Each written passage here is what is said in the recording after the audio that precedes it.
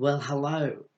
My name is Phil A. Mignon, and it is with great trepidation that I declare my brand new YouTube channel, Medium Rare Poetry, open. Thank you for joining me. I'm Australian and I'm a hobby poet. I've been writing poetry for 20 odd years, mainly to annoy family, friends, and work colleagues, and to amuse myself.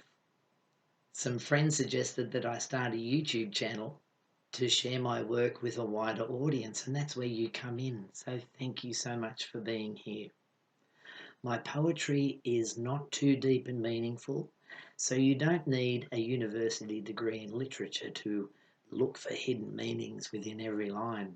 They're more a ballad style, more reflections upon how I view life around me in a quirky way. They're designed for you to sit down and have a cup of tea, have a rest from your busy schedule for a little while, and maybe enjoy a smile. So these poems are my gift to you. The first poem that I'll present today was written back in 2006. Most of Australia, well, the eastern coast of Australia, was subject to a very severe drought that lasted for years and years. We, as householders in suburban subtropical Queensland, were put under quite severe water restrictions in usage.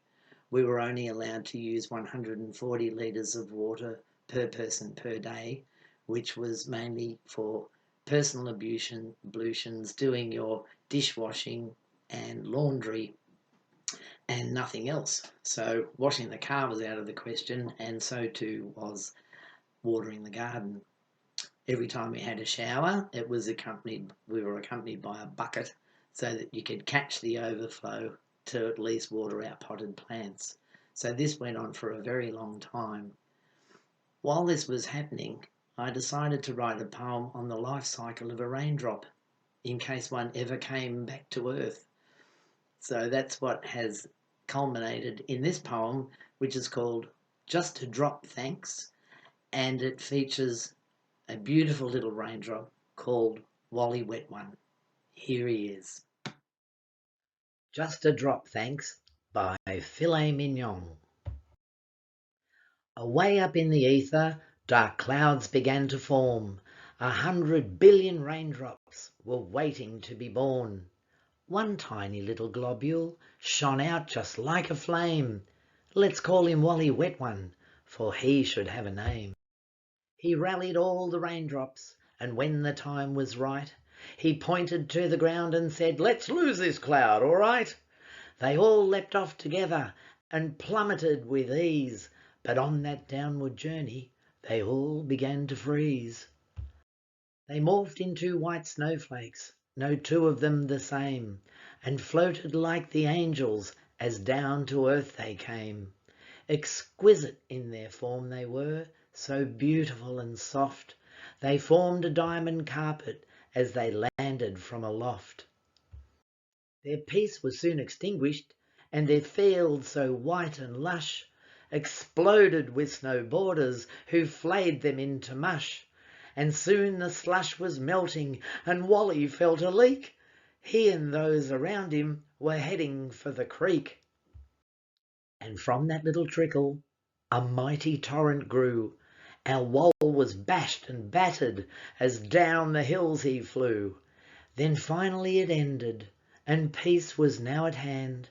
Our little mate had landed in a massive man-made dam. And so it was for quite some time that Wally healed and rested.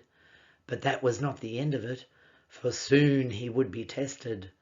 While drifting in the sun one day, a blackness soon appeared. Our Wall was sucked into a pipe that had no end, he feared. The temperature began to rise, the raindrops got excited, they crammed into a boiler that some human had ignited. Wally flashed into white steam, the pressure was profound, he rushed into a turbine to spin that thing around. Before you knew, our little pal expelled a roaring whistle, then turned again to water that was harder than some gristle. He didn't know what happened, but he knew he didn't like it. Next time he saw a pipe, he said, "This drop is going to hike it." Well, that thought didn't last for long, for as his words were uttered, a pump then sucked him up again. He felt that he'd been gutted. He flushed into some treatment pond with chemicals was mixed. They killed off all his bio friends and all his ills were fixed. The next thing he was in a vat, which overfilled with sugars. They added in some sweet burnt stuff, resembling snotty boogers.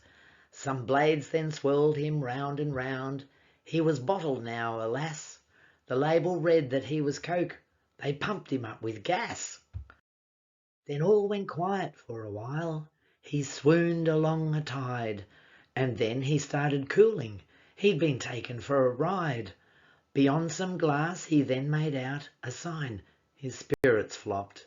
He'd wound up in a fridge inside the dead-end last truck stop. He didn't have to wait for long to know his life was throttled. A giant ape-like truckie wrapped his paw around Wall's bottle. He bit the lid with rotting teeth and Wally spewed out foam. The smell was quite disgusting as he rode that flume alone. He fought against the reflux as into the gut he flowed, a hydrochloric ulcered pit where gastric bile glowed. A 3-day-old cabana fermented to and fro. All those bilious bubbles meant this place was going to blow. So Wally didn't hang around. He found an exit route. He took off like a deranged drop. He knew he had to scoot. He followed tubes both up and down, across and back they went, until at last he saw a light that signified a vent. He shot out in a steaming stream. At last he could be free. But what was this? The ape had pissed on a stainless steel tree. Without a grip he fluttered down a waterfall of muck, and once again another pipe. He'd just run out of luck. Eventually our wall became embroiled with some sludge, a tangled mess of effluent from which he couldn't budge. At last he met a filter, through whose pores he made to pass, and left the grunge behind him to be free of this whole farce. He swam out to the open sea, a beat and broken drop. He may have been arrested by a filthy water cop. He clung on to some algae he'd befriended in the bay. Its blues and greens were peaceful in a rotting, stinking way. Some months went by, then Wally was invited by a cloud to levitate to heaven and rejoin his raindrop crowd. But Wally's answer wasn't heard, the language blotted out.